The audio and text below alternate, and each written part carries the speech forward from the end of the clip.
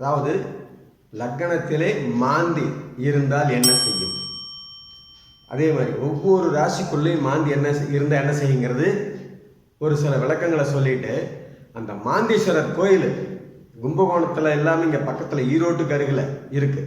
அதை பற்றி உங்களுக்கு விவரம் சொல்ல போகிறேன். நீங்கள் கும்பகோணம் தான் போய் மாந்தீஸ்வரோட ஒரு பிரச்சனையை தீர்க்கணுங்கிறது இல்லை, இங்கே பக்கத்துலேயே இருக்குது. அதை கடைசியில் வந்து சொல்கிறேன், அதை இப்போ கேட்டுங்க. முதல் ஒரு சில விளக்கங்கள். மாந்தீஸ்வரர் லக்னத்தில் இருந்தால் அவருடைய குணங்கள் பிடிவாதமான குணமாக இருக்கும். யார் சொல்லையும் கேட்க மாட்டார்கள். அவர்களுடைய முடிவெடுத்தபடி தான் நடப்பார்கள். இது மாந்தியோட லக்னத்தில் இருந்தால் அமைப்பு.